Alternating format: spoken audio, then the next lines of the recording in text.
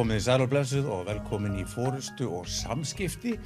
Ég heiti Sigurður Ragnarsson og takk fyrir að vera með okkur og ég ætla líka að þakka sérstaklega gesti okkar í dag fyrir að vera með okkur. Það er Rebekka Kristín Garðarsdóttir, velkomin. Takk hérlega fyrir. Gaman að fá þig. Já, takk fyrir að bjóða mér. Takk fyrir að koma. Þú ert nú með mjög svona fjölþættan og margbreytilegan bakgrunn. Og þegar ég heyrði að þau fyrst að þá fekk ég þær upplýsingar að þú væri semst að vinna hjá Vice og þú semst veitir Vice forstöðu á Akureyri og ert líka verkefnastjóri en síðan frétti ég að því að þú væri líka með sko bakgrunn í fjarlægu landi, búin að vera í Kína semst í ykkur 18-19 ár og síðan ertu búin að vera að sýsla ýmislegt annað. Enda mjög gömul. Þú ert nefnilega alveg kottnung, ég veit ekki hvernig þú fer að þessu eiginlega. En þú varst að vinna í Hong Kong og Singapore, ekki satt? Jú. Og það var þá hjá Microsoft og LinkedIn. Já, ég fer þann út í rauninni bara beint eftir útskriftur háskóla. Já. Útskrifast 2002 úr viðskiptafræði og bara flutt út þar í júní 2002 og ég flutt út í ágúst. Þannig að þetta urðu rétt tæp 19 ár allt í heildina. Já, við komum inn á þetta á eftir, en síðan auðvitað hefur verið að sinna fleiru, þú hefur verið heilmikið að koma að nýsköpunarverkefnum, ekki satt? Jú, það passar. Þannig að þú hefur verið svona með mjög marga hatta í gegnum tíðina. Já. Það reyna að hafa þetta svolítið fjölbreytt og áhugavert, en jú, ég brenn svolítið fyrir nýsköpun og þessum frumkvöðla drifkrafti sem er svo mikilvægur í samfélaginu okkar og ekki síst á Íslandi. Já, akkurat. Þannig ég er búin að koma víða við. Já, akkurat. En við erum eftir að fara víða völl og bara eins og efnið þáttarins, forystu og samskipti og stjórnun, þetta bara svo margt sem að rúmast innan þessa sviðs. En bara kannski svona til að byrja með, svona út frá þessu forysta og samskipti, svona bara ef ég spyrði, hvað finnst þér einkenna góðan leiðtoga eða forystu mannesku? Já, fyrst langar mig að segja bara takk fyrir að nefna þetta forystu eða leiðtoga, því að það er svo margir í þessum fræðum sem eru svolítið að nota stjórnendur, stjórnanda og leiðtoga í sömu andráni sem að mér þykir vera rangt. Það eru margir sem geta stjórnað en það er ekki allir sem geta sýnt svona af sér ákveðna leiðtoga hæfileika sem að gera það verkum að fólk fylgir alveg sama þú skipið þeim ekki eða hafi ekki vald yfir þeim til þess að láta þau fylgja þér. En ég hef oft hugsað þetta svolítið út frá svona hæfileikanum til þess að geta tengst fólki á mismunandi hátt, á mismunandi forsendum. Og til þess held ég að sé gríðarlega mikilvægt að vera með bæði heilahvelin virk og heilbrigða brú þar á milli.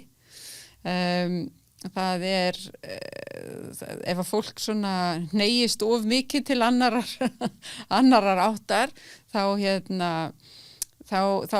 kann það kannski ekki endilega góðri lukkastýra og í vinstra heilahvelinu annars vegar þá er maður svona meira með strúktúrinn og skipulagið á hreinu og hægra megin er sköpunin og listrænu gildin meira og þar held ég að sé rosalega mikilvægt að maður, þeir sem eru í leiðtoga hlutverkum geti í rauninni samsama sig beggjagna við og tengt þarna á milli. Eru jafnvíg eða allavega velvíg á báðum megin. Þannig að þú ert að segja það sé munur á stjórnanda og leiðtoga. Já, gríðarlega mikill munur. Stjórnandi getur verið hver sem er bara í þannig stöðu og hefur verið ráðinn í þannig stöðu að hann eða hún hefur ákveðin völd og yfirráð og úthlutað umboð til þess að stýra einhverjum málaflokk eða hópi fólks og og fær þannig með sinni stöðu ákveðin völd til þess. En það þýðir ekki endilega að þau hafi svona sama hæfileika til þess að hrífa fólk með sér og byggja upp þannig liðsanda eða liðsheild sem að vill fylgja. Var ekki einhvern tímann sagt að þú lítur tilbaka og ef fólk fylgir þér þá ertu leiðtogi, lítur framfyrir þig og ef fólk þú ert að reka fólki þá ertu stjórnandi. Þannig að þetta svona, finnst það svolítið kristalla. Já, ok, flott. Varðandi með þetta, munin á stjórnanda og leiðtoga, finnst þér að þetta þurfa að vera til staðar hjá manneski sem að veita forstöðu, einhverju deild eða fyrirtæki, þú veist, bara eins og þú sjálf, þetta veita forstöðu, Já, mér finnst ákveðin hæfileiki til þess að geta fengi fólk til þess að róa í sömu átt, vera gríðarlega mikilvægur hæfileiki þegar kemur að forystu hlutverki. Það þurfi ekki allir að vera sammála alltaf. Ég held að það hafi nú verið Kalman sem sagði að helvítis á staður og jörðu þar sem allir eru sammála og því ég pínu sammála að það þarf að vera rými og öruggt umhverfi til uppbyggilegra skoðanaskipta en leiðtogi í mínum huga einhver sem að getur tekið af skarið, þorir að taka ákvarðanirnar þegar þarf að taka ákvarðanir, getur hlustað og greint svona kjarnan frá hisminu svolítið og í kjölfarið tekið ákvarðanir og staðið með þeim og staðið í stafni fyrir þeim og þá á ég alveg eins við þeir sem eru í efstu lögum skipuritsins sem og millistjórnendur. Það mjög þekkt vandamál til dæmis að millistjórnendur, sérstaklega í fyrsta stjórnunarstarfinu sínu, eiga erfitt með að selja hugmyndir innan sína deildar eða sviðs fyrir framan það fólk sem að það í forsvari fyrir. Ef það trúir ekki á hugmyndirnar, ef það tók ekki ákvörðunina sjálft, en verandi millistjórnandi ertu oft bara að miðla þeim ákvörðunum sem hafa verið teknar, jafnvel af stjórn eða framkvæmdastjórn. Og það er þitt hlutverk svolítið að selja þetta innanhús, sama hver þín persónlega afstaða til og þetta held ég að sé rosalega mikil áskorun hjá fyrstu eða svona nýjum stjórnendum í millistjórnendalaginu. En þarna þarf maður að búa sér til ákveði svona skapa sér hæfileika til þess að geta komið miðla þessu áhrifaríkan hátt þannig að þú fær fólk með þér.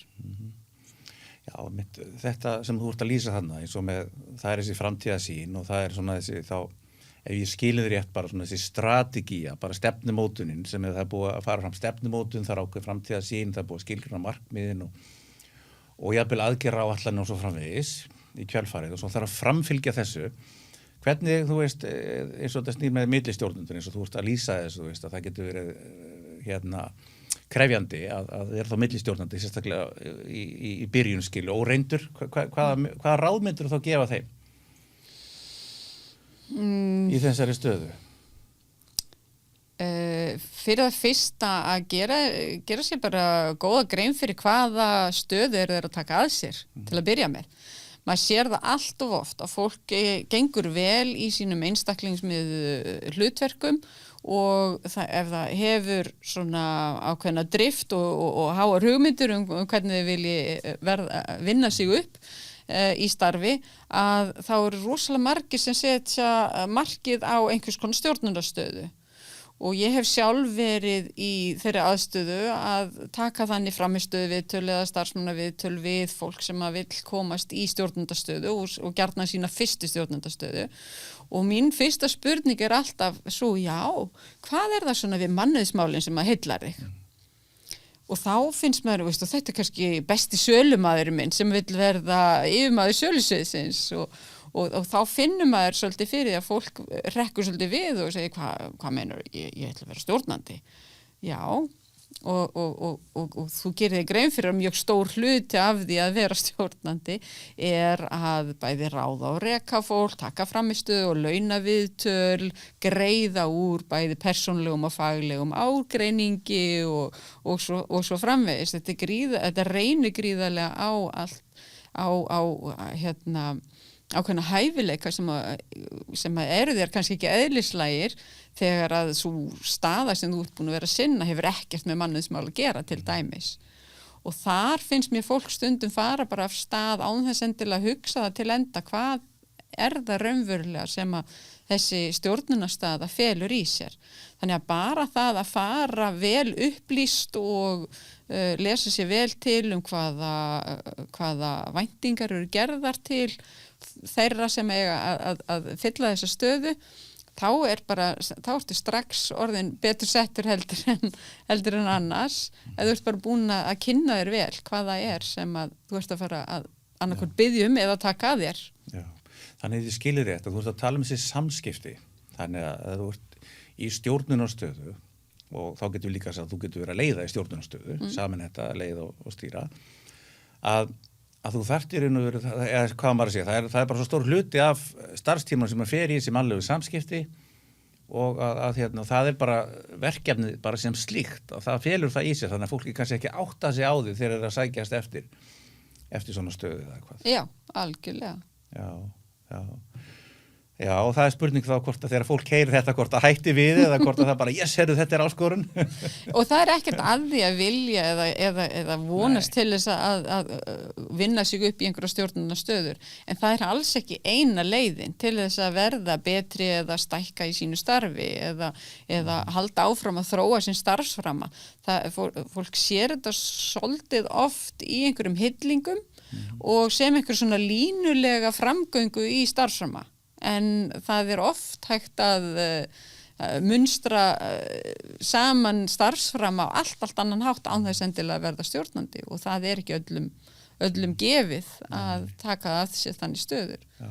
Og ég hef sjálf upplifað að hafa í rauninni ráðið inn einmitt eins og í þessu tilviki einn af bestu sölumönnunum sem átti núna að stýra söluteymi og gera alla inn í því teymi að jafngóðum sölumönnum og hann var sjálfur. En við það að taka hann út úr beinni sölu og gefa honum allt annað hlutverk og aðra ábyrgð heldur en var honum eðlislæg og hann kannski fyllilega áttaði sig á upphaflega, var svo að hann flosnaði starfi og honum líkaði ekki þessi nýja staða og úr var það við mistum besta sölumannin og allir hinnir sáu þessa leið og svona voru kannski ekki alveg tilbúin til þess að taka að sér þessa stöðu í kjölfarið. Þannig svona hlutir geta gerst. En þetta er spurning að vaksa kannski innan fyrirtækis eða skipta og þá veltir maður fyrir sig, að það kannski bara þá spurning líka svolítið bara að hver er til að finna sína hillu og maður þarf ekki, og fólk getur þá bara fengið að vera sína hillu eða vilja áfram sem vilja kannski breytum hillu, fara eitthvað annað en að gera sig grein fyrir þessu og mér veist skemmtir út að skulu nefna þetta vegna þess að þetta náttúrulega er til alls konar rannsóknir, við vitum það hvaða tími stjórnend og leiðtogar er að fara í en svona alla jafna ef við erum að skoða rannsóknir það sem er ræða manna forráð og svona alveg stjórnendur leiðtogastöðar þá getum við gert ráð fyrir kannski 70-80% tíma þess að fólks er að fara í mannleg samskipti. Þannig að þá er eins gott að vera bara svona þokkalega góður í því, er það ekki? Jú, já, það hjálpar sannarlega. Og það er náttúrulega það sem við erum að sjá mjög víða, sérstaklega það sem að fyrirtæki kannski hafa bolmagn til þess, það sem er mjög víðtækur og mikill og djúpur stuðningur einmitt við stjórnendur og leiðtoga, ekki satt, það þarf að vera, við þurfum að vera á tánum. Já, og fyrirtæki þurfa svolítið að gera sig grein fyrir að það þarf líka að þjálfa stjórnendur. Já. Bara að þú sést komin í stjórnendastöðu þýðir ekki þú sést bara fyrir vikið mjög góður í þeirri stöðu. Það þarf líka að styðja við stjórnendur, sérstaklega nýja stjórnendur og gefa þeim ákveðna verkfæra tösku eða verkfæra sett til þess að fara með inn í þá stöðu. Og þar er stjórnendaþjálfun gríðarlega mikilvægt, gegnir gríðarlega miklu og mikilvægu hlutverki. Akkurat, já. Svona margt af því sem þú ert maður að lýsa og segja okkur frá, ef ég svona upplifði það rétt, þá er það bara svolítið þitt starf, er það ekki? Bara að segja, þú ert að veita forstöðu, svagur er ekki satt. Jú. Þannig að þetta er það sem þú ert að fást við. Já, að miklu leyti. Já. Akkurat, og svo er það verkefnastjórnunin líka. Já. Og ég er svolítið forvitinn að vita þessi verkefnastjórnunina. Já. Hvernig sér þú verkefnastjórnun? Já, ég syns er verkefnastjóri á vöruþróunarsviði, þannig að ég er með afmarkað svið innan fyrirtækisins. En það svo sem gildir einu, verkefnastjórnun í heild sinni í rauninni bara að draga að borðinu mismunandi hagaðila og svolítið passa upp á að allir séu með sína bolta á lofti. Og þar náttúrulega bara skipulagsfærni eða skipulagshæfni lang sterkasta tólið sem maður þarf að hafa.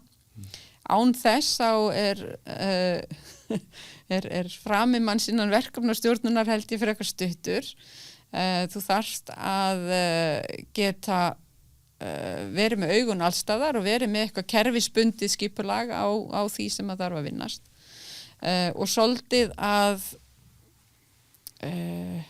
sætta þið við að hluti og stór hluti af vinnunni svolítið bara að ýta á eftir að aðrir geri það sem að þeim ber innan þess tímaramma sem þeim var gefin.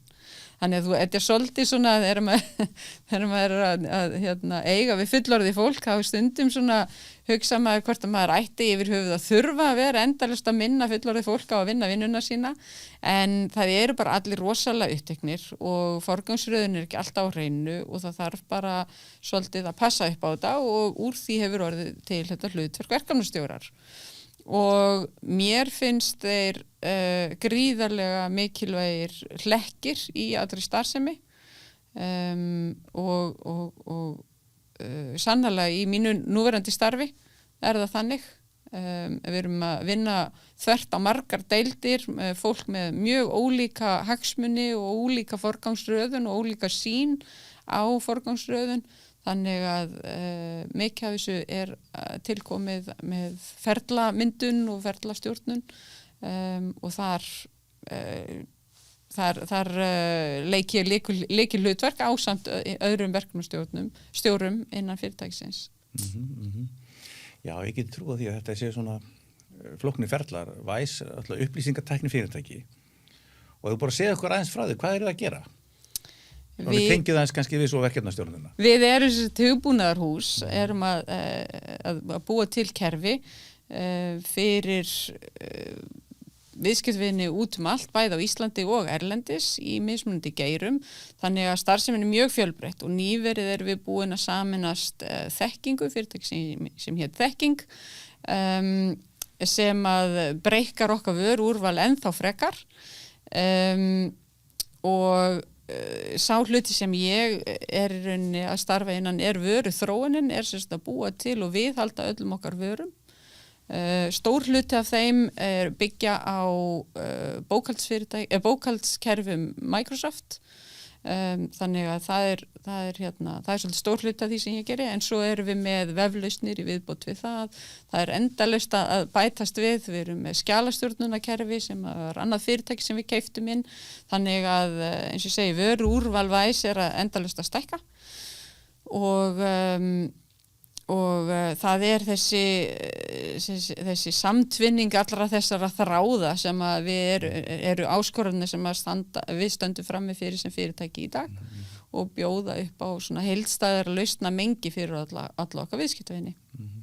Og heilmikið samskipti og svona árangursrík samskipti sem að skipta á þá máli í þessu allir saman. Bæði innan hús að vinna verkefnin og líka þá í samskiptum við fyrirtækin. Þetta eru fyrirtæki. Er þetta líka einstaklingar sem það eru að þjóna eða? Nei, þetta nánast allt saman á fyrirtækja. Fyrirtækja og sveitafélög og bara þið eru með viðskiptavinum allan. Já. Og víðar. Já, og víðar. Erlendis líka. Já, akkurat. Og ætlum okkur ennþá stærri hluti erlendis. Já. En varandi verkefnastjórnunum þá, eins og hjá þér, hvað það sem að skiptir rosalega miklu máli? Og hvað skiptir eiginlega mestu máli? Maður hugsa okkur, það eru áætlanirnar, það eru markmið, notar mælikvarða, hvað það sem að skiptir máli? Ég veit að það ofboðslega margt eitthvað sem vil tína út svona. Já, þannig að skiptir rosalega miklu máli að vita hvert maður að stefna, að hafa skýra framtíðarsýn og hafa markmið og stefnu, setja þau niður fyrir sig, ekki bara fyrir fyrirtæki, heldur einstaka deildir líka. Það skiptir höfumáli þegar maður komin í svona stóra og flókna starfsemi að þessi gott kerfi til þess að halda utanum þetta allt saman.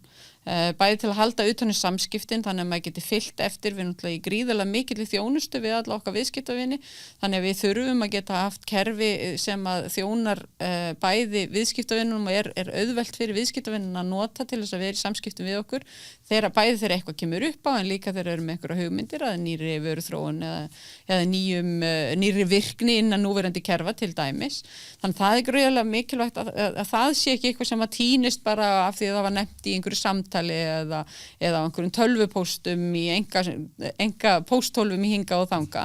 Þannig við reynum að koma þessu öllu saman á eitt stað og þannig getum við líka búið okkur til utanumhald sem sýnir okkur einhvers konar gögn og sem við getum þá unnið áfram með og getum tekið í kjölfari gagnadrifnar ákvarðanir og það er eitthvað sem að stendur mér mjög nærri að taka gagnadrifnar ákvarðanir starfsemi fyrirtækisins og deildarinnar sem við erum hluti af þannig að við séum með í rauninni einhvern alvöru grundvöll til þess að taka út frá hverju við tökum ákvarðanar okkar og í hvað átt við stefnum og hvernig við vinnum sem heild. Já.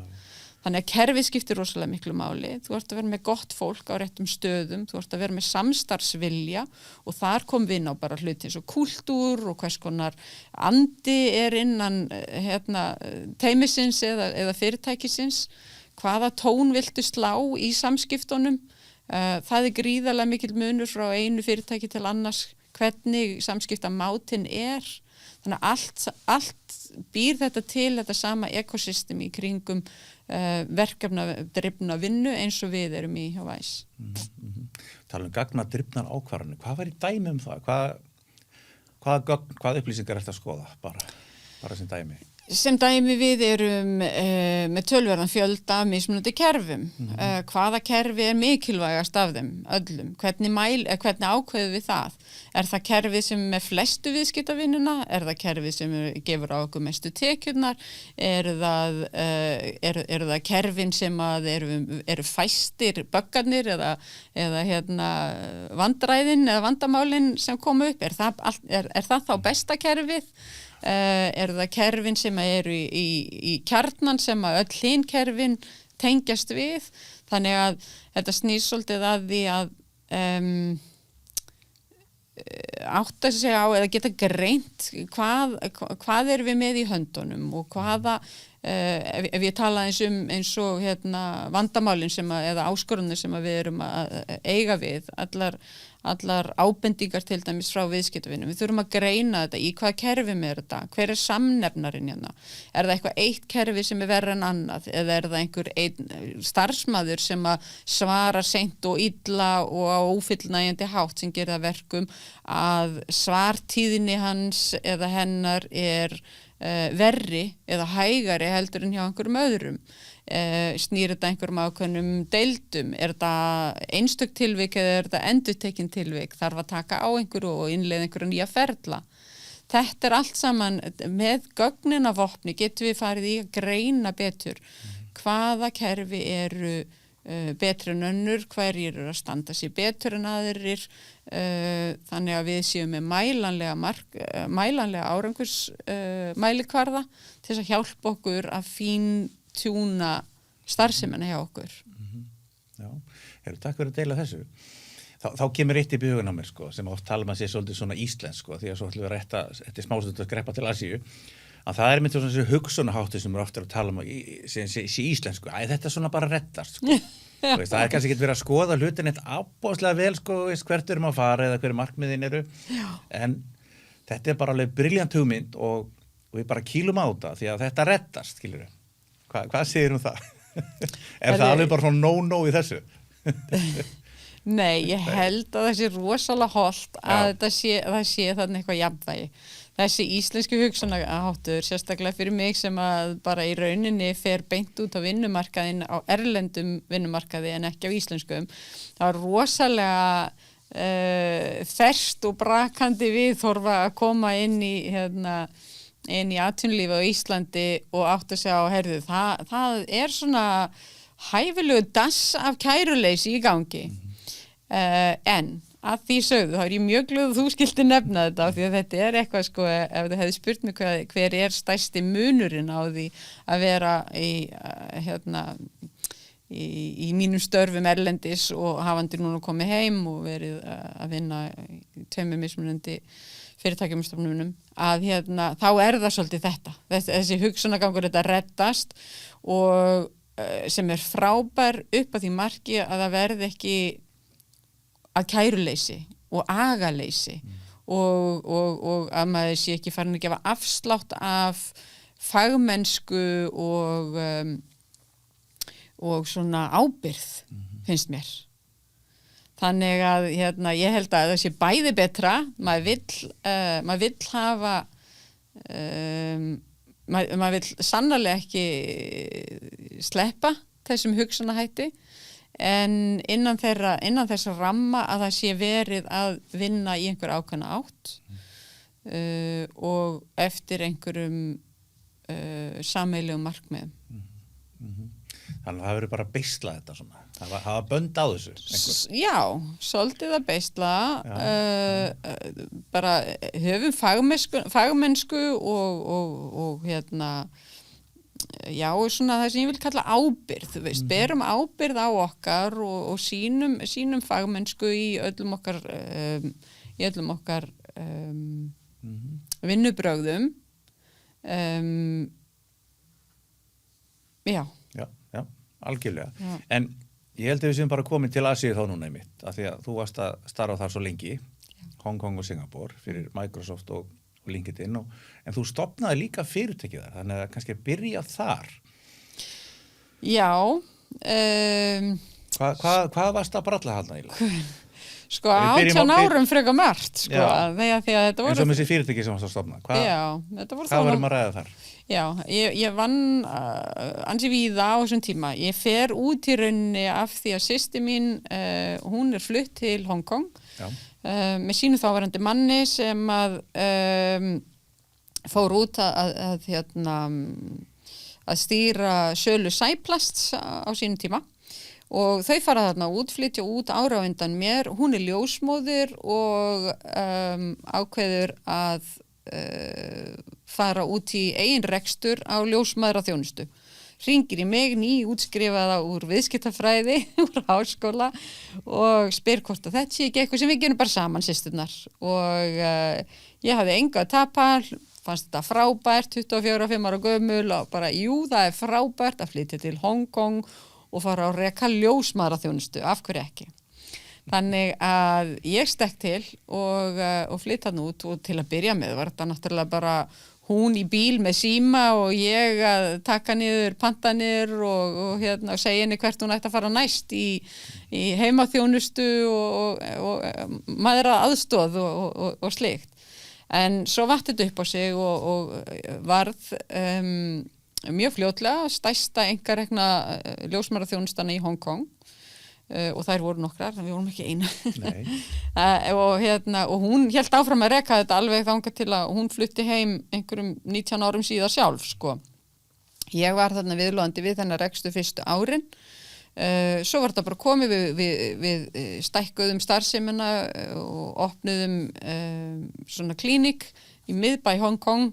Vorum með töluvert af öðrum ljósmæðurum og fleiri sérfræðingum sem að komu að ungbarnavernd og öðru í vinnu hjá okkur. Og svo þegar þetta var bara komið í svona nokkuð fasta skorður þá réðum við bara inn skrifstofustjóra sem að sáum aðstóðana við reksturinn og ég sneri mér til annarra starfa. Á þeim tíma þá var ég búin að opna líka mitt eigið fyrirtæki sem eða 2 í rauninni, annars vegar var svona afleiddur business af ljósmæðraþjónustunni sem var upp á góða íslensku nanny agency, hvað kallar maður það, svona barnfóstru miðlun. Já, þannig að úti mjög algengt að vera með svona nannies eða barnfóstrur sem að koma bara og búa inn á heimilinu og hjálpa þeim með börnin.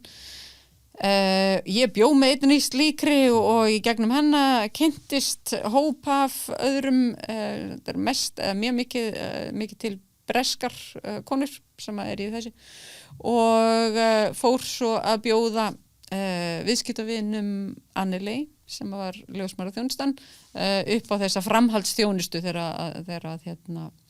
þegar börnin voru komin í heiminn og orðin það stóra þau vildu fara að ráða nannís. Þannig að það gerði ég annars vegar. Svo hins vegar fór ég út í viðburðastjórnun.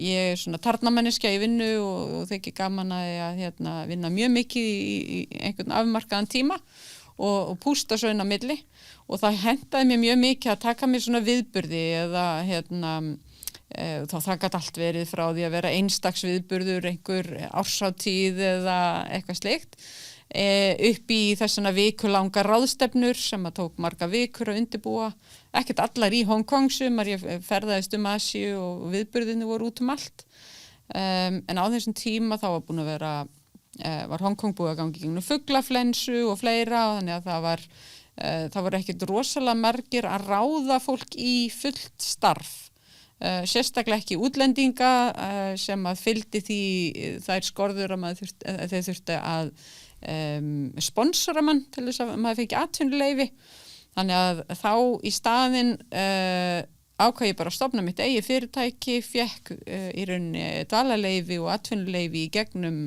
það fyrirtæki og bara seldi út tíma minn til fyrirtækja sem vantaði viðburðastjóra og þar í rauninni kikkar inn þessi náttúrulega verkefnastjórnun sem að ég hef innræð með mér og ég var að vinna í því tölvöld lengi, svo seldi ég það frá mér og fór í fjölmiðla, fór að gefa út fjármálatímarit þar sem ég var í 9 ár, brest fyrirtæki og meðal annars gerðum fjölmarga greinar Ísland og þetta rétt fyrir hrun. Svo þaðan fór ég svo til LinkedIn. Þá eftir 9 ára dvöl hjá hinnum þá ákvað ég að taka mér ársfrí, ársleyfi og hætti. En svo bara rétt eftir ég var byrjuð í fríinu mínu og búin að skipuleggja heilt ár í allskyns ferðalög og skemmtun að þá ringir headhunter í mig og býður mér þetta starf þannig hjá LinkedIn. Hjá LinkedIn. Já. Áður nú segir okkur á því, þá ég forvitinn að vita að þú ert búin að greinlega og þú stofnaði mörg fyrirtæki í Hong Kong. Hvernig að stofna fyrirtæki í Hong Kong? Þetta bara ekkert máli eða? Hvernig þetta? Nei, það það ekki. Í raunverulega ekki. Eða stofna fyrirtæki, þú gengur inn á skrifstofu, þú flettir upp í gagnagrunni hvort að nafnið sem þú hefur í huga sé til nú þegar, ef ekki fyllir þetta eitt lítið eyðublað, þú borgar 5.000 krónur íslenskar sem var þá, hann kannski getur verið aðeins dýra núna, en þú veist, engi peningar, labbar inn og þú borgar þetta og þú fær kennitölu og klukkutíma síðar getur þú farið að skrifa út reikninga í nafni fyrirtækisins. Það er raunverulega og þeir leggja mikla áherslu á það að gera stofnun fyrirtækja mjög auðveldlega. Þetta náttúrulega mekka kapitalismans, Hong Kong. Þannig að það nú ekki svona bjúrókrasjunni fyrir að fara þegar að kemur að því. En að fá atvinnuleyfi og dvalarleyfi út á það er aðeins meira mál. Og þeir gera mikla kröfur að það séu sérfræðingar sem að koma utan frá inn í, þú ert að sýna fram að þú getur ekki ráðið heimamannesku í störfin áður en mátt eða áður en fær leyfi til þess að ráða einhvern útlending inn til dæmis. Þannig að það kannski stærra mál en að stofna og reka fyrirtæki mjög auðvelt og gríðarlega mikið af upplýsingum og aðstoð til boða. Já. Nei, eins og ég orðaði þetta, þá ég alls ekki að nefna það að þetta væri eitthvað einfalt eða auðvilt þannig, því að, en eins og þú segir kannski ekki þessar aðgangshindranir, en síðan náttúrulega kemur að því að byggja upp fyrirtækið og gera það farsælt og allt það. Hvernig það hlýtur að hafa verið krefjandi, ég meina það, svoleiðis verkefni. Já, það er alveg krefjandi. Er það ekki? Jú. En ég hugsa að við höfum öll og nú vorum við þarna systkinin 3 að stofna og reka okkar eigin fyrirtæki tíma í Hong Kong og við svona fórum þetta svolítið á þessu íslenska að þetta reddast hugsana farið sko. stundum þarf maður bara svolítið að þora og við þorðum. Já, og þarna þú ert að lýsa sko, bæði með barnfóstru þjónustuna og og svo var það þjónusta í kringum ljósmæður, ekki satt? Já.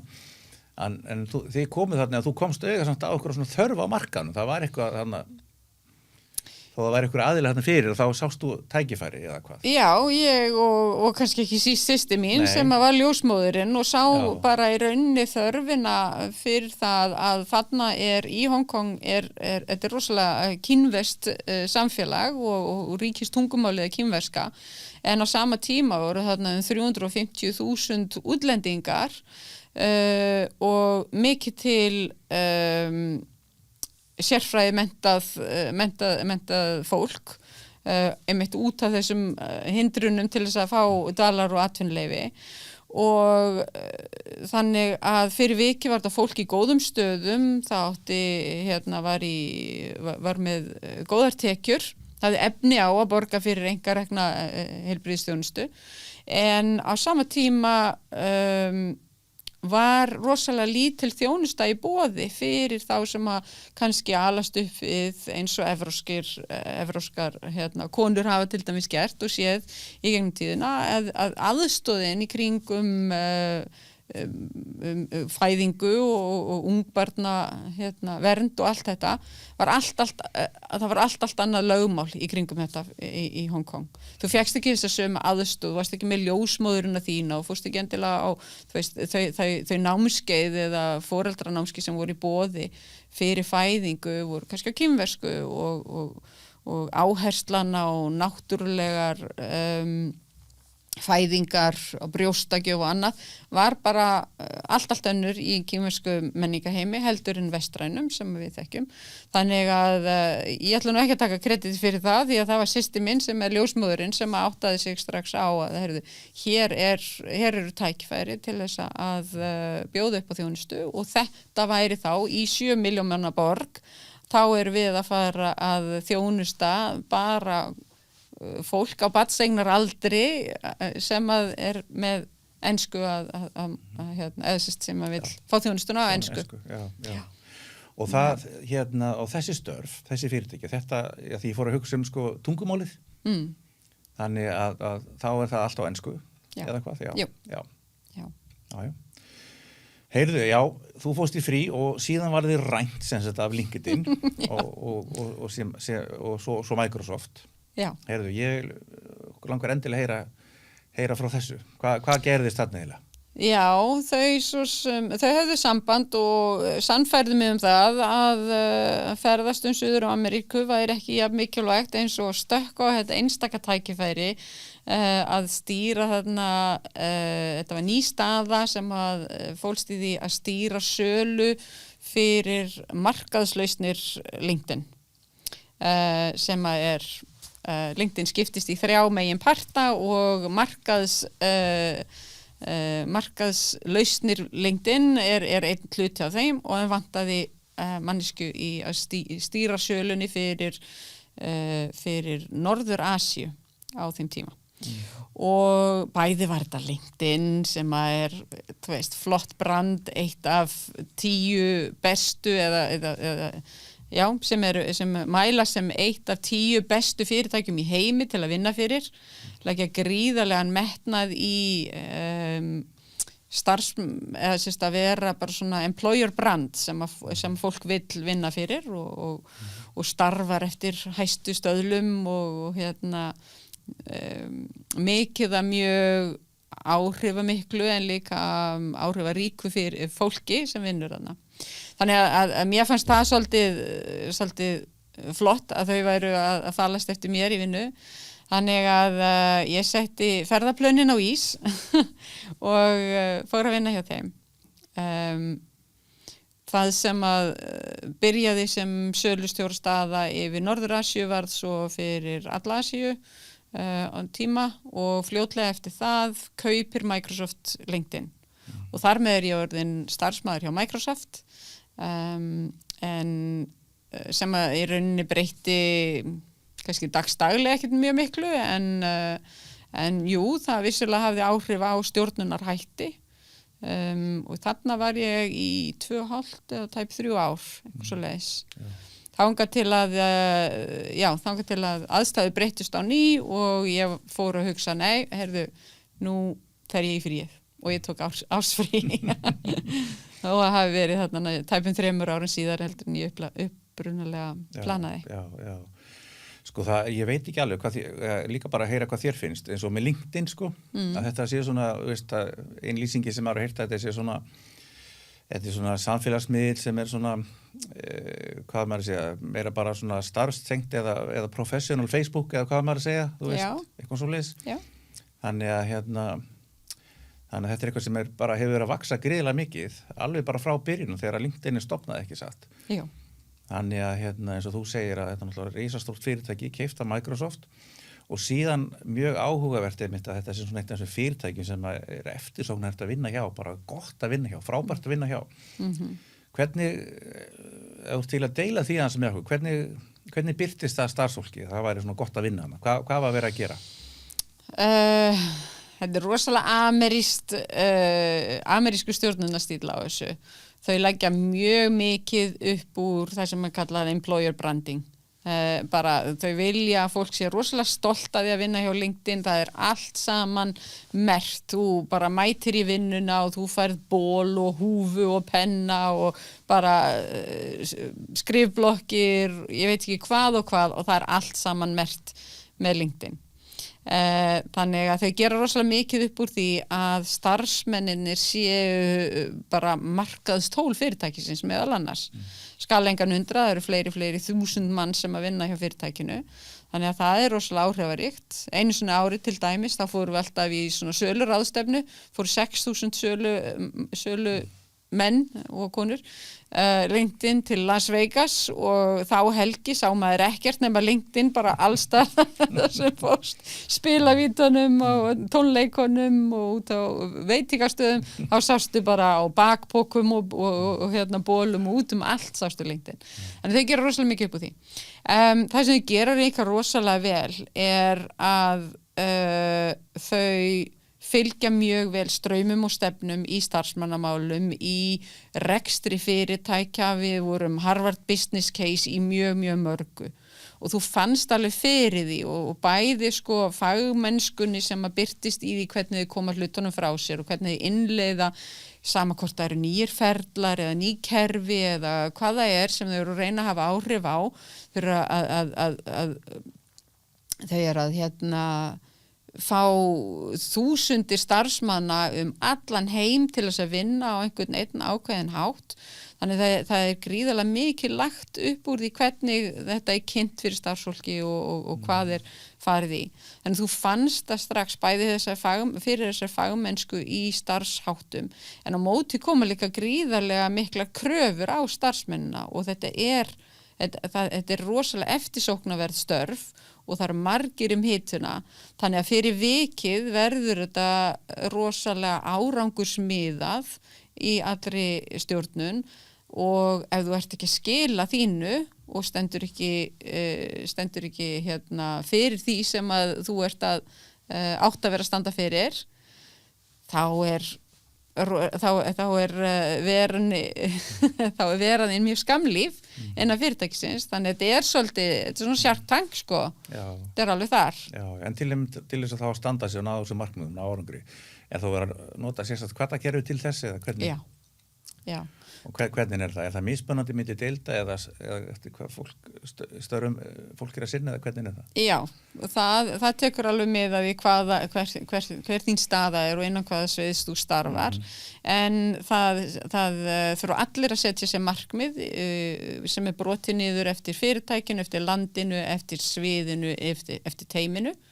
Og þú ert bara með þessi markmið fyrir framan þig alltaf, þú ert endalaust eða endurtekið mæld eftir hvernig þér miðar í átt að þessum markmiðum ef að markmiðin nást ekki þá þarftu að vera með útskýringar á af hverju ekki og hvað lærum við af því og hvernig gerum við að öðru sér næst, voru markmiðin of háleit, voru einhverjar forsendubreitingar og svo framvegis. Þannig að það þessi accountability, það sem ég að reyna að útskýra sem ábyrgð, sem að haldið mjög, mjög hátt á lofti og sérstaklega í stjórnendastöðunum, þú ert að taka þér eftirsóknarvert starf sem borgar mjög vel en þú þarft líka að axla ábyrgðina og ef það gengur ekki upp, ef dæmi gengur ekki upp þá er rosalega einfalda leiði til þess að tryggja að fyrirtækið tap ekki aftur á því. Sko. En þessi markmiðasetning og þetta ferli sem þú ert að lýsa en það samt þannig að þetta á ekki að koma að fólki raun og vera óvart og því hjálpa þá að ná markmiðunum. Það greint hvað það sem þarf til þess að ná árangri. Já. Hvað sem að það sé ykkur þá bara auka þekking eða ykkur ný þekking inn í teymið eða það getur verið alls konar eða hvað þeir. Já. Algjörlega og það svolítið þitt að koma upp með lausninar því þetta ekki matreitt ofan í þig. Nei, þannig að fólk þarf að hafa frumkvæði. Þú þarft að sýna gríðarlega mikið frumkvæði og það alveg frá lægstu lögum alveg upp sko. Og þú þarft bæði að sýna frumkvæði og driftina til þess að láta hlutina gerast og þú þarft svolítið að vera að teikna einhverja framtíðarsýn til að byrja með það bara fyrir þig og svo í stjórn eftir því sem staðan stækkar þá það fyrir stærri hóp. Það ert að vita hvert þú ert að stefna, hvernig þú ætlar að ná þangað, ná settum markmiðum og hvað ætlar að gera ef það gengur ekki eftir. Já. En eftirsókn ert að vinna hana, þá hugsa maður, þú veist, það eru mikla kröfur og það kannski bara ekki hægt að ná þessum árangur öðru vísi. En það svona vellíðan þá starfsfólksins þú veist, hvernig svona hugað að því? Það mjög vel hugsað starfsfólkið. Já, það sem ég kannski hugsa, veist, fólk þetta ekki eftirsóknarverður vinnustað bara út á laununum minni, það annað. Nei, já, það ekki bara út á laununum og ekki bara af því að þetta stórt fyrirtæki sem búið að skapa sér sterkan orðspor. Sterkt orðspor, það ekki bara það. Það til dæmis inn í hver einustu skrifstofu LinkedIn í heiminum GIM. Líkamsræktarstöð og það koma inn einkaþjálfarar og þú veist, það nudd á 50 dögum og nálastungur á föstudögum og það frýr matur í hádeginu allstaðar og mjög flott mötuneyti, það endalaus svona hvað ég segja. Það alltaf verið að rúlla einhverjum svona nýjum keppnum, þetta svona gamified stjórnun sem kallað og það verið að deila út allskyns verðlaunum fyrir hitt og þetta mjög svona árangursmiðuð stjórnun með því að ef þú gerir þetta þá færðu það ríkulega launað og þá ekki bara verið að tala í launatjekka, heldur, heyrðu, þú ert búin að standa þig rosalega vel, gjör svo vel iPad. Já, ég skil, ok. Þannig að þú veist, þannig skapaði ákveðna stemmingu og ákveðna svona ákveði vinnuumhverfi. Já. En já, af því þú varst að spyrja vellíðan og vinnustað, það vissulega gert mikið í því, það hugaða andlegri heilsu og svo framvegis. Að öllu þessu sögðu, þá eru kröfurnar miklar og vinnudagarnir eru langir.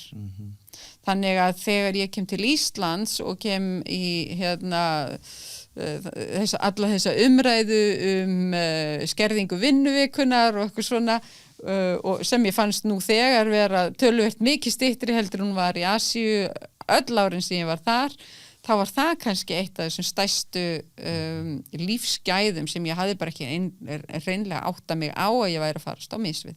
Já, kannski aðeins áður en að kannski segja okkur einmitt frá þessu mismun, ég að velta þessu fyrir mig, þú notar orðið gamifying og það alls konar hlutir í gangi. Var það þá eitthvað sem var notað til þess að svona þjappa sama fólki, ertu þá að tala að það var farið í frisbeegolf og pílukeppni og... Já. Og fallið var stökk að ég veit ekki, Guð má vita hvað. Já, algjörlega, sko. Snjókast? Nei, það kannski snjóar ekki. Það snjóa ekki svo mikið hjá okkur. Það snjóa ekki svo mikið, nei. Gæti það hér á Íslandi. Já, gæti verið snjókastkeppni. Þannig að það eru svona hlutir. Já, og það voru, veist, reglulega þá var kannski kallað á morgun verður krönnsdagur og þeir sem að loka flestu beiðnunum eða selja flestu, flestu dílana eða hringja flestu símtölin, klára mestu eftirfylgnina, veist, mismunandi eftir hvaða deild maður í.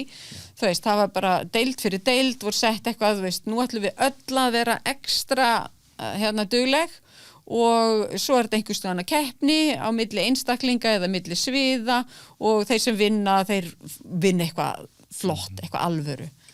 Þannig að það var alls konar svona sem er í gangi, alls konar leikir, það eru bara skrifstofurnar, hvernig það eru settar upp. LinkedIn til dæmis stærir sig af því að vera með flottustu skrifstofurnar í heiminum. Okay. Hvernig eru þær?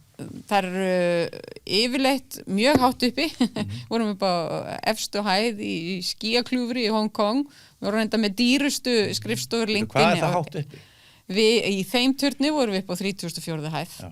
Þannig að það er nú alveg hærri skrifstofur í Hong Kong en rosalega flott útsýni og það er svona ákveðið lúkk á þeim öllum, það er svona samræmt útlit og hönnun á öllum skrifstofunum. Þetta eru skrifstofur pluss blandað, opið rými, eða hvernig er það? Já, þetta er allt opið rými. Það er allt opið rými? Já, það er allt saman opið rými. Engin skrifstofu? Nei, það var ein skrifstofa í Singapore, þar voru 320 manns að vinna og það var bara forstjórinn sem var með skrifstofu. Allt hitt var opið. En rosalega mikið af fundarherbergjum sem var hægt að bóka og svona litlum svona quiet pods og einhverju svona sem var hægt að stökkva inn í og taka einhverja núvitundaræfingar og sem að líka var einmitt haldið mikið að fólki. Þetta er stress og það er mikið að gera en hugum að heilsunni og svona kjörnum okkur inn á milli var líka alveg gert.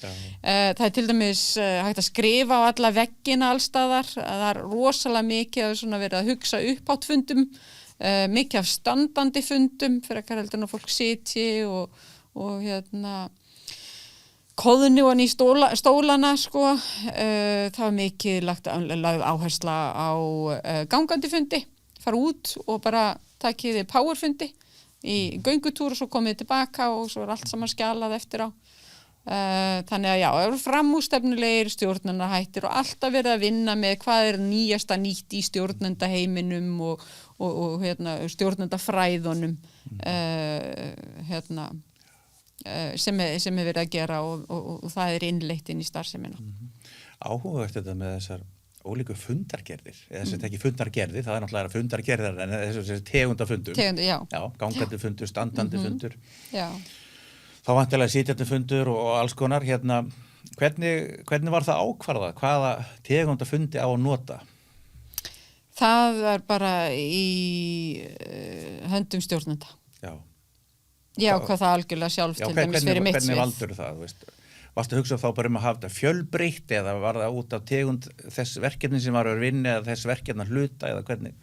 Já, það svolítið fer bara eftir fundarefninu. Sumi fundir eru þannig að það þurfa allir að sitja með tölvurnar og vinna í einhverju miðlægu skjali, þá erum við bara að fara að vera með þannig fund. Stundum er það hugaflugsfundir, þá eru allir á fótum, allir að skrifa á veggina eða post-it miða og bara í flæði og svo er einhver samantekt í lokin. Stundum þurftur við bara sérstaklega one-on-one fundirnir, þá er oft þægilegar, það er svolítið óþægilegt stundum, sérstaklega ef að umræðuefnin eru eitthvað erfið, þá er svolítið óþægilegt að sitja bara í þöglu herbergi á móti hvora öðru og að ræða málin á meðan að það svona breytir svolítið andrúmsloftinu með að fara, nú bara förum við og löbbum hérna út í almenningsgarðin hérna handa við hornið og tökum smá hring þar og löbbum. Og það eru kannski styttri fundir, brýtur aðeins daginn upp, þannig að það er að mann er algjörlega í sjálfsvald sett hvernig fundar tegundin er. Já, og þá velti ég mynd fyrir mér og bara í tengslunum þetta, hvernig var að vera stjórnandi þarna? Það var áskorun og ég dreg ekkert undan þar. Ég var til dæmis með teymi sem að voru í fólk frá 12 mismunandi þjóðernum. Það erfitt að finna samnefnarana, talandi þessa nauðsynlegu hæfileika til þess að geta fengið fólk til þess að róa í sömu átt og svona að sameinast utan einhverja ákveðin markmið og finna einhverjar einfalda leiðir til þess að hrífa fólk með sér eða mótivera fólk til þess að vinna í þá átt. Það er rosalega erfitt þegar menningamunurinn orðinn svona mikill. Fólk borðar ekki sama matinn, þannig að það er ekki sátt hvers konar veitingastaði við ætlum að fara og við ætlum öll að fara og fagna einhverjum vörðum á vegferðinni með að fara út að borða einhvern góða mat. Þá byrja strax þetta, viljum við fara austurlenskan eða vestrænan veitingastað. Þau hlusta ekki á sömu tónlistina, þetta á mismunandi aldri. Það var svo rosalega mikil, þannig að fjölbreytileikinn, ef eitthvað var næstu því orðin of mikill. Svo kem ég hingað til Íslands og þá var allt í einu allir svolítið svona svipaðir í hugsun og svona. En hvernig leist úr þessu? Hvað var lykilatriðið að fá fólk til þess að vinna saman og vinna sinn teymi og að ná árangri? Það þetta að ná að selja fólki af hverju við erum að hlutunum. Það eitt hvernig við náum árangri. Þar geta verið getur verið munur á hvernig fólk nær settu markmiði og maður þarf bara svolítið að anda með nefinu og treysta því að fólk kannski fari mismunandi leiðir en ef það koma sér allir á áfangastað og sirka bátt á saman tíma að þá það kannski eitthvað sem að skiptir meira máli heldur en nákvæmlega hvernig maður kemst þangað. Það var eitt. Annað að reyna að lesa í einstaklingin að átta sig bara á fyrr frekar en síðar hversu ólíkan hóp af einstaklingum þú ert með, hvað það sem þó sameinar og hvað það sem sundrar og reyna að leita einstaklingsmiðaðra leiða til þess að koma okkur samt öllum að áfangastað. Og það var alveg, það voru áskoranir og það LinkedIn til dæmis gengur mjög mikið út á fjölbreytileikann og fagnar honum gríðarlega mikið en svona í lokin þá var alveg umræða í sumum teymum meira en öðrum hvort að værum komin jafnvel oflangt í fjölbreytileikanum af því að þetta væri farið að hindra framgangi heldur en að hjálpa okkur. Hvernig þá ég má spyrja, hvernig birtist það ef það eru mögulega komin of langt? Það birtist svolítið í hvað ég segja? Það var ákveðin öfund út í þau teymi sem voru líkar í eðli sínu vegna þess að það virtist vera meira gaman hjá þeim. Já. Og en svo þegar við fórum öll í svona persónuleikapróf og svona styrkleikapróf og þá kom ég bara mjög berlega í ljós að í þeim teymum sem að virtist vera svona meiri svona fjör og samheldni út á við séð það voru miklu líkari einstaklingar og þeir einstaklingar voru líkari sínum yfirmönnum og þá kom í kjölfarið gríðarleg umræða hvort að við værum núna komin út í það að stjórnendur væri farnir að ráða til sín fólk sem líkist í sjálfu. Sem líka rosalega áhugaverð umræða af því að eitt af þeim bestu ráðum sem ég fekk þegar ég var í fyrsta skipti stjórnandi sjálf var einmitt það að þegar þú ert að velja einhvern inn í teymið þitt, sérstaklega ef teyminu eru lítil skoðaðu hverja þú ert með nú þegar í teyminu, skoðaðu eigin styrkleika og fyndu starfskraft sem er með styrkleika sem þú hefur veikleika. En var þetta þá raunin hjá LinkedIn? Var þetta hluti ástæðun eða hvernig að þessi stjórnendur væru að ráða inn fólk sem væri of líkt þeim. Já, í þessum tilvikum, þannig þetta voru þetta voru tvö teymi. Já. Það sem að kom í ljós að þarna var mögulega svona það sem við kalla unconscious bias sem að við erum öll með einhvers konar bias innbyggðan samankort og svo er fólk mismeðvitað það og mistilbúið til þess að taka á því að verða meðvitaðara það sem það er ómeðvituð en já, það kom alveg í ljós að þetta var bara, þetta teym er allt rosalega mjög áhugavert líkt sínum yfirmanni. Það verið mikla áskorun í þessu, kannski eitt af því bara mér langar aðeins að fá að heyra líka kannski að ég síðan kaupi Microsoft fyrirtækið og gaman að heyra þá breytingu hvernig var þá innan fyrir Microsoft en það er eitt sem er alltaf að skjóta stónum kollinum með núna sem hún sagði ráðan þegar spurði út í að það var allt opið vinnurými hjá LinkedIn nema forstjórinn, hann var með skrifstofu og var alveg sátt það að það væri einhver einn einstaklingur með skrifstofu eða hann var með svona glerbúrin í horni hann var sjaldnast inn í því sko Ég skilur hvað er meina af því það er svona öðruvísi. Það var fullur skilningur á því að þarna eiga sér stað gríðarlega mikill fjöldi af trúnaðar samtölum og upplýsingum sem að bara þurfa að vera en hann var sannarlega líka með skrifborð frammi og hann í rauninni notaði þetta pínlítið eins og svona enga fundarherbergi en það voru glerveggir alls þar þannig að maður sá alltaf inn og ég upplifði aldrei að hann væri eitthvað svona óaðgengilegur fyrir vikið sko. Nei. Heyrðu, hvað segir með Microsoft? Microsoft kaupið sér LinkedIn. Já. Eru það einhverja breytingar? Fannst þér? Þær hafa orðið meiri eftir að ég fór en þarna til að byrja með það er svona fyrsta sem maður kannski fann fyrir er að Microsoft er rekið á annan hátt heldur en LinkedIn. LinkedIn gerir rosalega mikið úr því að vera með sömuðas einsvipaða upplifun starfsmanna sama hvar í heiminu þú vinnur fyrir LinkedIn.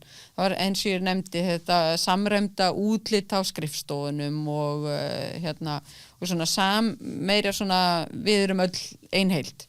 Á meðan að Microsoft er rekið og nú get ég ekki alveg tala fyrir allan heiminn en allavega í Asíu er það rekið svolítið, þetta er asíska Microsoft og sem er allt öðru seldur en þannig að maður fann kultúrmunurinn var strax allt annar hjá LinkedIn skipti engu máli þú eru að vinna hjá LinkedIn í Asíu þú varst samt að vinna hjá amerísku fyrirtæki og það var rosa svona happy clappy, high five svona fögnum hverju öðru kultúr á meðan hjá Microsoft var mun austurlenskari kultúr en maður fann menningamunin miklu meira hjá Microsoft.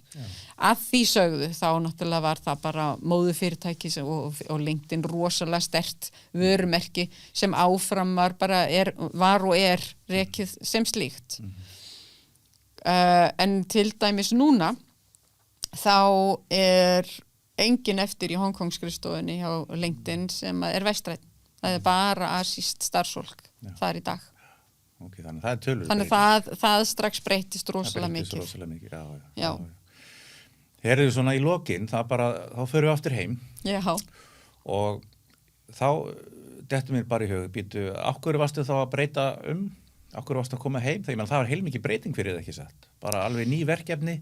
Allt annað umhverfi og kannski líka bara þá þessi menningarmunur að þú varst að tala menningarmunin sko kannski gaman að fá að heyra aðeins kannski svona nefna hvað kemur helst upp í hugan þar og svo af hverju þú varst að koma heim Ég kem heim í COVID þá er ég nýflutt til Singapore þá er ég farin að vinna hjá öðru fyrirtæki sem að ég var sem sagt yfirmaður birtingahús í Asíu. Þetta er alþjóðlegt fyrirtæki og ég var að stýra allri starfsemin okkar í Asíu. Vorum með skrifstofur í Hong Kong og Ástralíu, svo opnaði ég skrifstofu í Tævan og svo var næsti útrásarpunkturinn var að opna skrifstofu í Singapore, þar sem að stærsti asíski viðskiptavinurinn okkar var.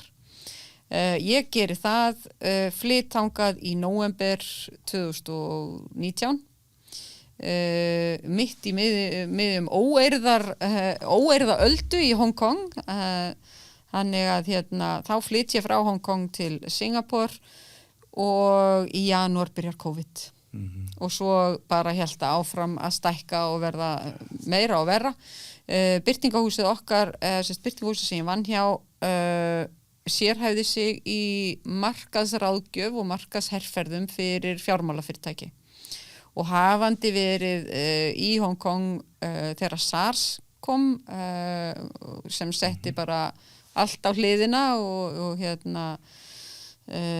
þá og eftir náttúrulega kreppuna 2008 að þá voru fjármálafyrirtækin mjög snögg að halda sér höndum og sérstaklega þeirra snýri að alls konar markaðsmálum og markaðsherferðum.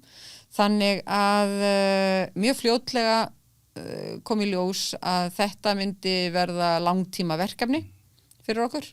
Ég var nýflutt í nýtt land og það var útgöngubann í marga vikur. 7 ára dóttir mín mátti ekki vera í skólan og átti að vera innlokað heima hjá mér.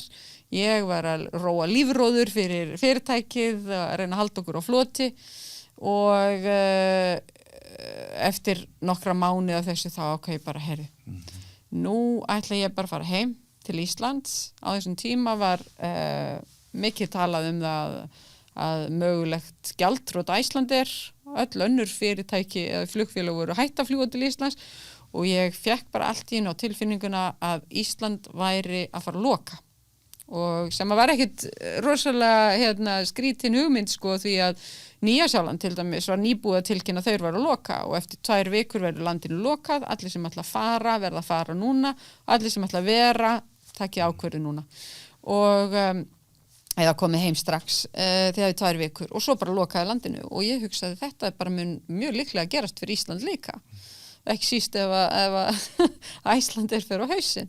Þannig að ég stökk til þegar að borgaraþjónusta utanríkisráðuneytisins hringdi í mig og spurði hvort að okkur mæðgonar vantaði ekki aðstoð við að komast til Íslands því að við getum enn aðstoðað að komast heim en við getum ekki lofa hversu lengi það verður.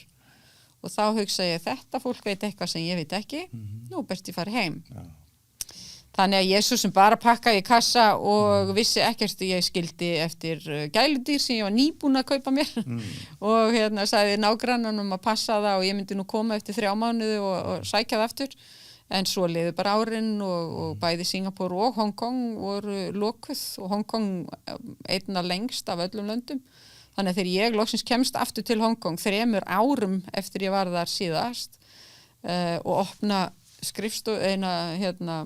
skúfunin í eldhúsinu að þá sé ég bara innkaupalista sem voru 30 ára gamlir og to-do-listana mín á allt þetta og það var bara eins og ég hefði stokkið að stað í skjóli næturinn og sem ég gerði og stökk heim. Já. Þannig að þetta sem að segja B-vitans COVID og það hefur haft þarna heilmikil áhrif bara. Já, en því líkt bara bæði gæfuspor en líka bara það sem maður áttaði sig á því stuðningsneti eða öryggisneti sem það er að vera frá landi eins og Ísland. Það er bara, það hefur gríðarlega áhrif að vita, þó ég hafi á þessum tíma og öll þessi ár út í Hong Kong vissi ég ekki og ég var aldrei með einhverja fullvissum að já, ég enda nú aftur heim, að ég flytt heim þegar ég orðin svona gömul eða barnið orðið svona gamalt. Ég hafði ekki þá fullvissu. En á sama skapi vissi ég alltaf að það væri undir mér eitthvað öryggisnet sem myndi grípa mig þegar og ef. Já. Og svo reyndi á það og Ísland sannarlega gerði það.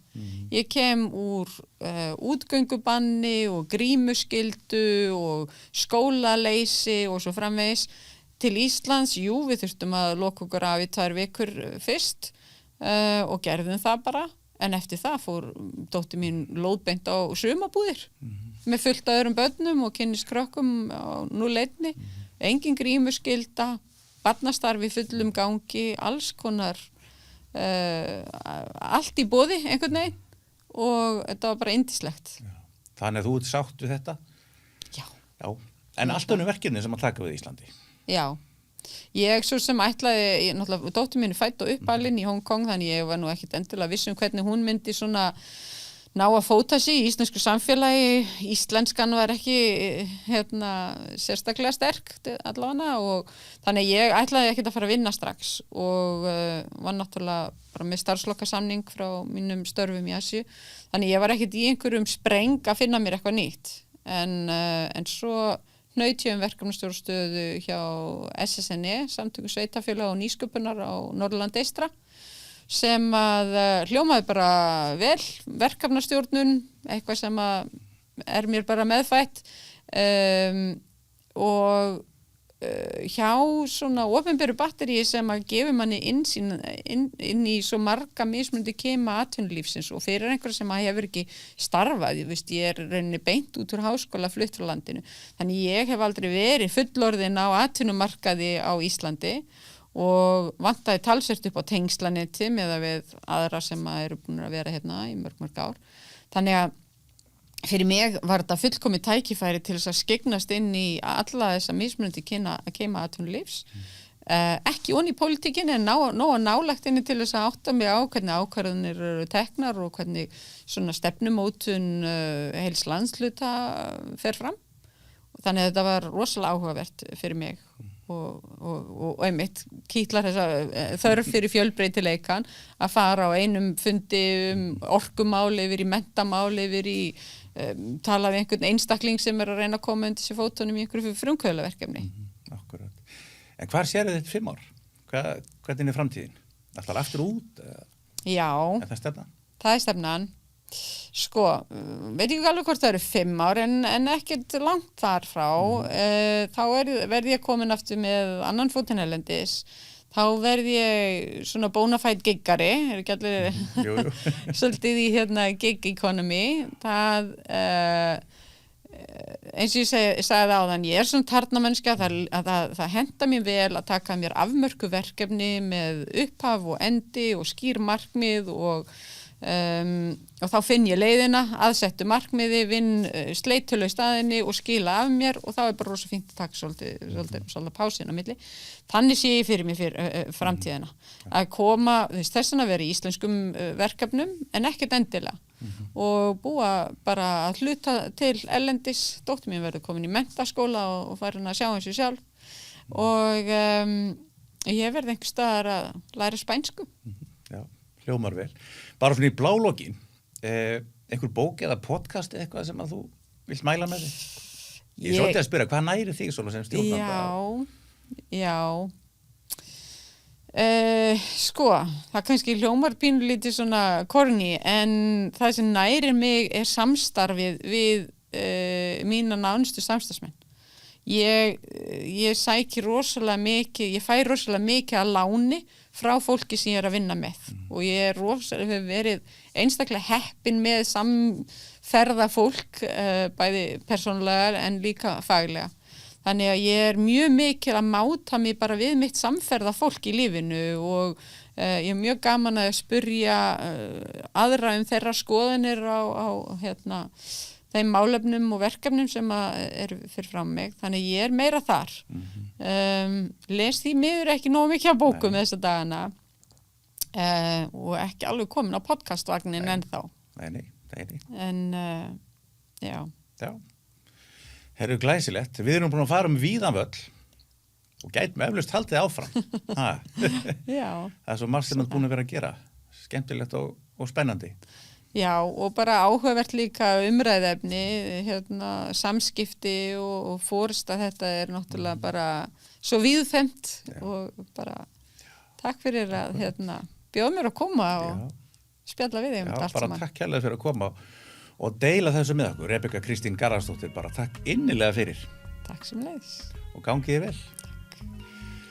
Og við ljúkum þessu þá og bara þökkum kærlega fyrir að vera með okkur og sjáumst og heyrumst síðar.